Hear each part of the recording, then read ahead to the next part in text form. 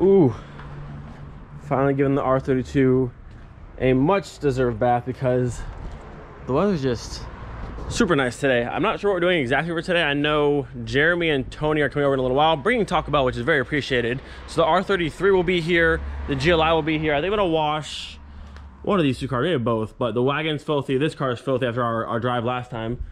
But we'll have a nice little chill Friday. I also got a can of, let's see, over here somewhere. Right there. I got some red caliper paint to fix up the crusty calipers on the Wagon since Steve was talking crap, so I'll get those fixed maybe today.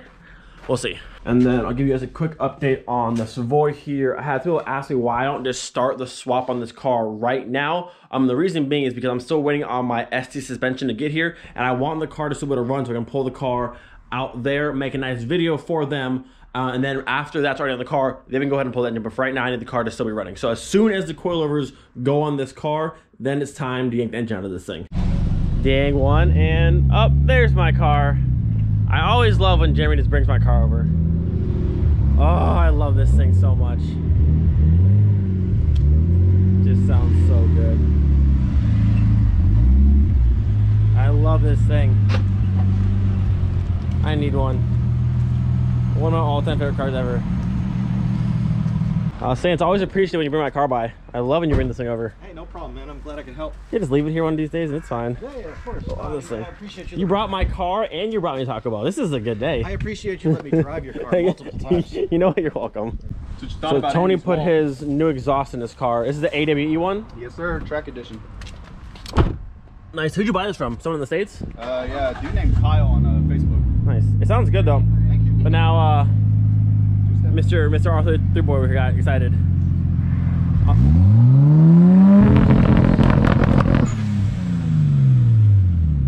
I love that sound. I'm about to just sell all of my things and get one of these cars because these things are so cool. So the real reason that Tony's here. And I bought you. There's no wait. You don't have a hood light? What? I know my Mark IV. My Mark IV came with hood struts, and this one doesn't. Oh, that's a. I feel cheated. This is a GLI. They gave you a hood. Oh, that's. You can imagine that how it was. My base 1.6 has hydraulic struts. You can imagine how it was when I was installing the intercooler. They did you dirty on that one. I really But did. he bought my car. I have a DieselGeek on that thing. Best thing you can do for a shifter upgrade. It's so nice. He just got one, and we're installing it in this car. But you got a lot of stuff in the way. Let's see that. Look at that. Yes, if you don't know what these are, check it out, DieselGeek.com. But like, this guy makes amazing short shift kits, and they just feel like incredible. So very, very nice kit. This is a 6, right? The Yep, Sigma 6. Bam. So that'll replace on top of the stock tower for the cables to go into. But I'm gonna need you to get that out of my way because we got to get down to that. But other than that, it should be pretty easy to do once this is out of the way. But I still can't believe you got a hood. Oh, that's. It makes me cry. Oh, they did you dirty. They cheaped out hardcore. I don't know why they wouldn't. Look, man, the GLIs aren't as popular as the GTIs. That's unfortunate. Let me go ahead and get just a small flex here. Hey, Tony. Tony. Yes, sir. See that? You see that right there? That goodness. My 1.6 comes stock with this. Why did your GLI that's not cool, man. not have one? Man, anyone who has a GLI, I mean, they really did you dirty. That's just like. Yeah, the GLI should have gotten. They just stopped caring at that point. Yup. They could have easily done. That's. Okay, well, we're gonna pull this out and get this Sigma 6 installed. Very, very cool piece. 10 mil bolt. So let me hop in here real fast. Now, I've never installed this on a Mark 6, but it should be pretty similar. Yeah, into that. So we'll get kind of a base feel for how this feels. So you can kind of see it's fairly tight, but you can see the range of the throw. It's not, like I said, the Mark 6 trans, you can shift the thing so fast and it feels great, but it's not quite like notchy. It's kind of just like goes there. So not terrible, but once this is done, we should have a nice click, and it should be a much shorter of a throw. So yeah, go ahead. All right, so we locked the shifter inside. We're gonna go ahead and pull this center nut off of here. So this one is your base piece, and it's marked where the keyway is, and then this piece, this whole side replaces your upper arm on there. All right, so I got the first little arm that connects your cable here out. So this one here, as you can see, we'll be replacing this one. It's a bit of a pain to actually get out of this space because right behind here is a transmission mount. So you got to kind of roll this like out and then roll it up and under, and it comes out. So now we'll be installing this one after we pull this lever piece here out of the way. I've already disconnected this one off, so we'll pull the cable out of that one and then just lift up and out for that one. All right, both pieces are now out. As you can see, this one over here replaces this section with the weighted arm on it. It's a bit smaller, but way not your feeling. So that one goes there, and then this one obviously is this one. Very simple. And so like I said, there's a little notch right here where the actual keyway goes. So this only fits on basically one way, so you can't really get it wrong for the most part. And then we'll go ahead and install this one right after that, and then get it all aligned hopefully, and then we'll be good to go. All right, first arm is in. I'm gonna leave this loose for right now. We'll be using, they provide you with a new nut here that'll go on top of this one. You won't use the stock one anymore. And then for this one, we're gonna take these two little plastic sleeves off of this arm and feed them from either side on here to make this little tube a little bit smaller to fit the size of this arm, and then tie the whole thing through and then clamp it down the end. So the issue I'm having is this piece here needs to fit into that hole, but on the original one I was able to kind of bend this up and out, whereas this one I can't necessarily bend. So I'm actually gonna take this center pin here actually all the way out and try that way, because otherwise there's just not enough room. This trans mount right back here is completely in my way, and I can't quite get this to the right angle, so I'm trying to take this off and see if that works. All right, so I got smart and decided to watch the rest of their video they provided, but you actually pull one of the sleeves out and insert on here. That way there's a little bit more room to flip it through, which is actually my next thing to try, but there we go. Watch the video first before you actually try this, or don't listen to me. Oh, did it fall off? Oh, I lost it. Oh no, it's all over. I got it, it's fine. Okay, let's try this again. Now we should have enough room to angle this around, and then there, look at that. Oh, how easy that was. Pinch that.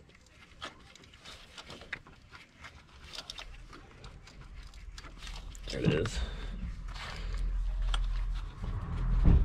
Voila, now that is in.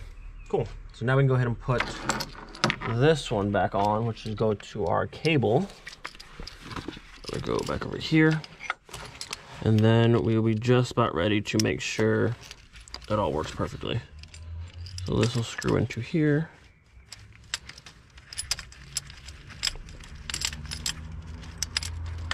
I'll do it loose for now, and then this will go to our cable. I might have to put that on first. No, did I mess up? I might have messed up. No, I think it's off. So take this off here. We'll put this onto the cable first. Slide that down, and then we'll slide it onto the arm here.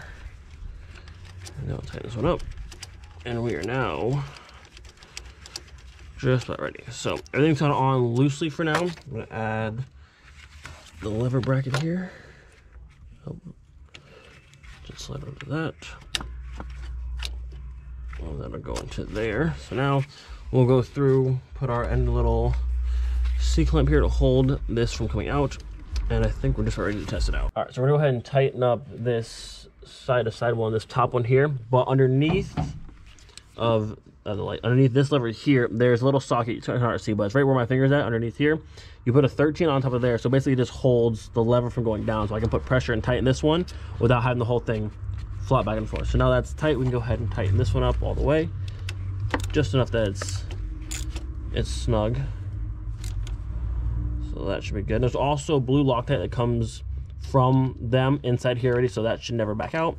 So now that's tight, and that section is good to go. All right, so there actually is a pin, a lock for this transmission on the bottom side. It's kind of hard to see. Right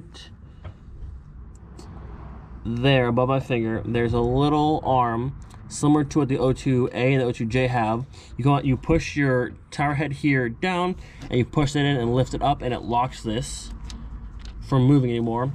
And then you go inside, lock your shifter. Now we can go ahead and adjust these cables to make sure they're all in the right spot and you have all your gears. All right, so now that everything else is pretty much snugged up except for our cable ends here, we're gonna do our side-to-side one first. We're gonna pull this cable all the way back as far as you can.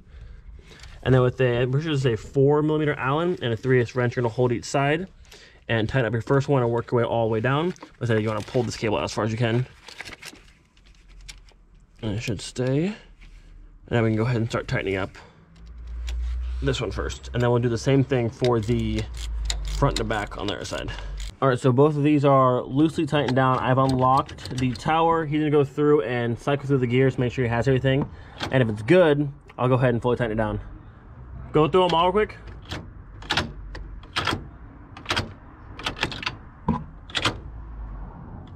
You got them all? Yep. That's all of them?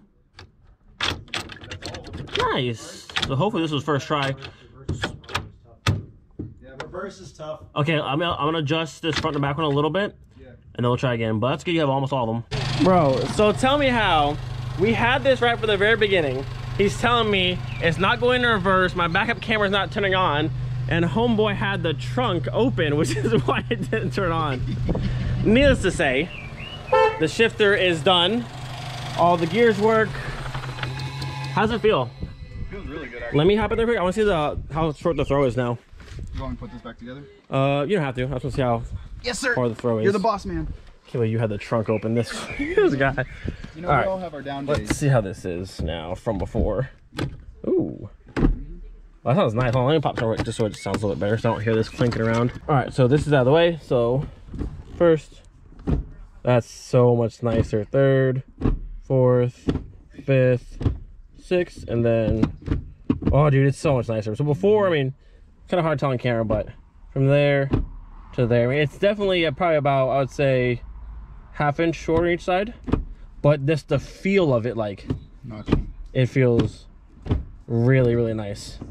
I like that. So yeah, DieselGeek Sigma 6 for the Mark 6, very, very nice. Whereas in my car, I have the DieselGeek Sigma 4. You can see here, and this is with the O2J tower. Still an O2A trans, but O2A, O2A trans, O2J tower, so I can use the Mark 4 linkage. And it's way better than anything you can do from stock. And my car also has a cut shift rod, but same thing, just kind of really first, second, third, fourth, and it's just such a nice, like, it's the best feeling. It is the absolute best feeling. Ooh, boys, this will be my first official ride in an R33, which is my favorite. Race car. Race car. Oh, I love this thing. This one's factory 5-speed or 6-speed? 5. So cool.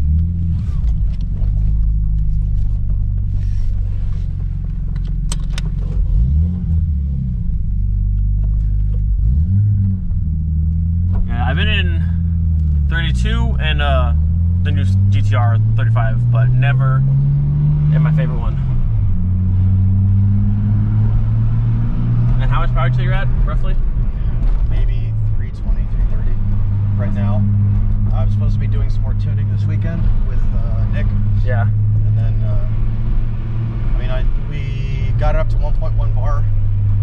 It's about 15.5, give or take. Yeah. And he still wants to work on it, which is fine with me. We're just going to keep cranking the boost until I run out of injector, which I'm at like 50% right now. So I got nice. You have a lot to go. Yeah. So maxed out, what do you think you'd be at? Oh, I could easily crest 400 with it. Yeah? I think I'd max out on turbo and motor itself, so. That'd be nice, though. It's so smooth, too. Like, it's such a comfy car. Yeah, the suspension shot. Oh, I did coilovers. It feels comfy, that's all I know.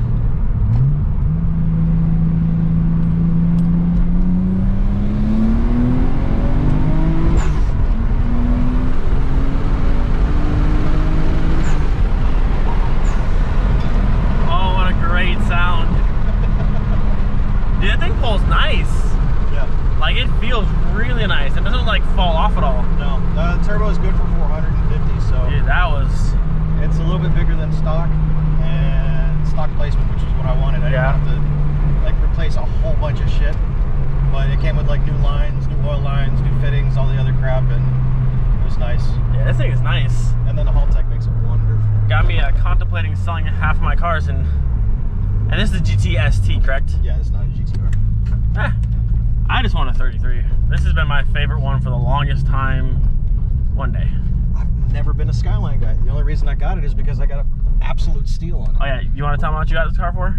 1,500 euros. Yeah, when he told me that price, I was some guy was just getting rid of it, right? Because I had a few issues and he was leaving. That was so it only had one issue, but he was thinking it was something wiring. He was thinking it was something else. He threw a bunch of parts at it. All it turned out to be was a bad fuel pressure regulator.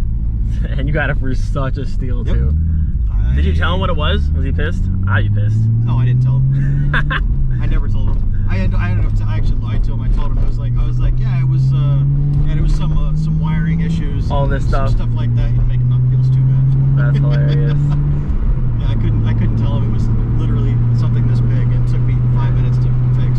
Yeah, no, this thing, the power feels great. This thing's fun. This thing's a lot of fun. Oh, it'll be better. I like it. I'm a fan. I need me one of these in my life for sure. This thing was awesome. All right, the Wagon's for sale. The Savoy's for sale. The V5's for sale. We're selling everything, and I'm getting an R33.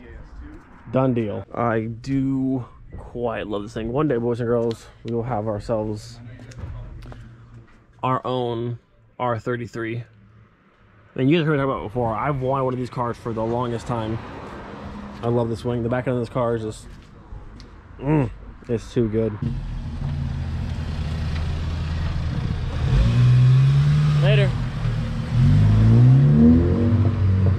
All right, I think at this point we'll go ahead and start on the caliper refreshing. The caliper looking bad before didn't really matter because we had the steelers and you couldn't see them at all, but now these giant windows, they're not looking so hot anymore. As you can see, we have our caliper here off. I decided not to actually pull the actual brake line off the backside of it. I can get it far enough out. I can just tape off behind here and paint right here, no issue. I'm also gonna tape up the piston in there, and I'll tape up some other stuff, but we're going to spray it right here. And then unfortunately this section of the caliper is actually part of the entire hub, so I might just tape around here and paint these edges, or just kind of leave them as is. We'll see, but at least this section here will be nice and fresh very, very soon. So I've got like majority of the surface rust and stuff kind of off of here. There's still some like pitting through here. I would need to go like a whole bunch of sanding to get rid of that. Honestly, the best way to do this would be to have it like sandblasted and powder coated, but for just what we're doing today, a nice light sand, get all the surface stuff off, so it's not too bad.